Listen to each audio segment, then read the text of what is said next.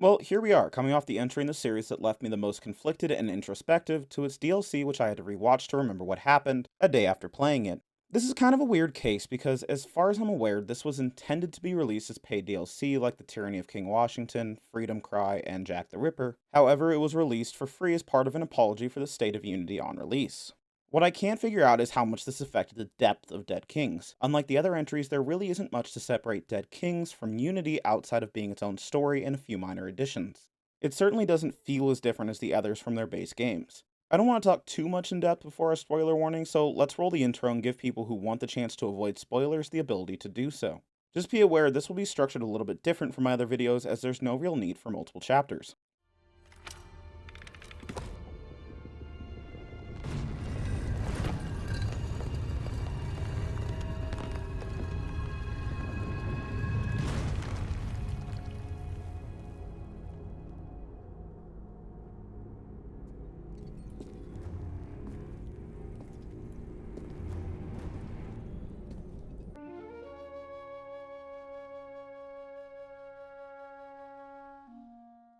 Alright, so as I mentioned, Dead Kings didn't add much, meaning that there's no real need for a whole gameplay section. There's three real additions, and I find them all to be pretty minor. First, we have the addition of the lantern you use to scare away bugs and light things on fire. It technically adds depth, but not really.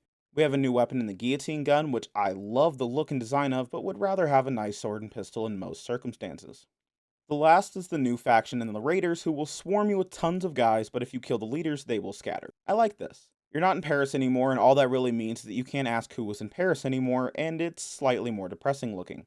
Speaking of depressed, we open with Arno, a month after the events of Unity, coping about as well as he ever has with anything, looking to leave France and willing to do one last job for his ticket out, locating a manuscript hidden in the catacombs under the city. Turns out it was taken by someone named Leon, a professional assassin who takes a young Natalie Portman into his care after her family was killed by Gary Oldman. Wait, no, sorry, that's the plot to an excellent movie. This Leon is actually just a kid who steals stuff. We venture into Raider territory underground and rescue him from the Raiders who are working for Napoleon. I don't really know why we're working against Napoleon now. In search of what we will later find to be a piece of Eden, although it's unclear to me if they know that. Anyways, you get Leon out, and after Arno refuses to be the hero of France because, like, what the hell does that even mean?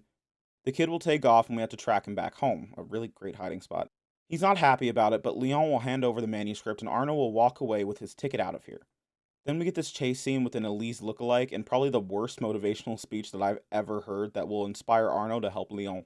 I enjoyed the consistency of Arno found here at the start. A month after the last person who matters to him died in Elise, he's finally just broken.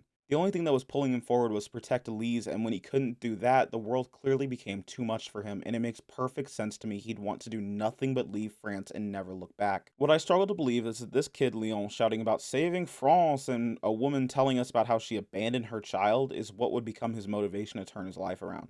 The appeal Arno held for me was just how deeply flawed he was, and I feel as though Dead King takes away from him a little bit. It just felt so fast. We're literally minutes apart from Arno, who is at his absolute lowest point in life, to one who suddenly cares about everything again.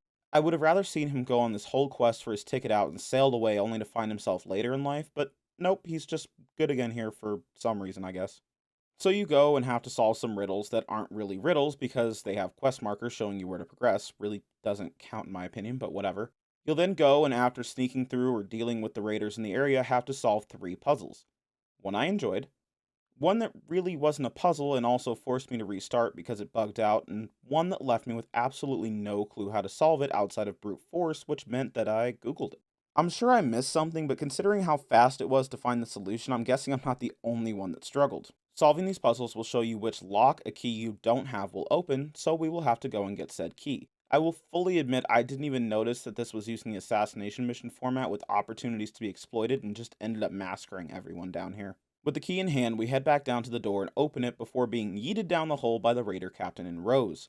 I don't really understand why this wasn't the level with opportunities and whatnot, but whatever, it wasn't very hard to work my way through. Kill off most of the enemies, unlock the lantern head, which we discussed is just a piece of Eden. I don't know if this was supposed to be like a throwback to the Ezio trilogy or Desmond's time, but this wasn't super interesting then and remains pretty lackluster now. Arno will escape with the prize, giving it to the assassins to be taken far away from Napoleon as possible before returning and finishing his last job by handing off the manuscript but electing not to leave France. I assume that it's after this that Arno will return to the Assassins and later achieve his rank of Master Assassin. Like I mentioned, this just feels so out of nowhere, and I honestly feel detracts from the main story and character progression found in Unity. Maybe they just wanted to leave Arno on a positive note, but isn't that already what we had? As far as I understand chronologically, this scene is the last time we will see Arno, a master assassin working to better France. Isn't that our happy ending? I guess I'm just being bitter, but I don't know. I feel strongly that this was an unearned moment in the sun for the character whose tragedy made them compelling. At the end of the day, Dead Kings fell flat for me, and while I still can't believe I'm saying this, I feel as though it doesn't live up to Unity in terms of narrative, innovation, or ambition. It's an anomaly that I think stems from it being given away for free, but I can't be entirely sure on that fact. The whole experience was actually only a few hours, and if I can be honest, I found even this short period of time to feel like a chore. Yeah, there's more of the same side content we found in Unity, but if you watch that video, you know how I feel about it. While I'm willing to recommend you play Unity itself, feel free to skip Dead Kings. For my money, it's just not worth your time.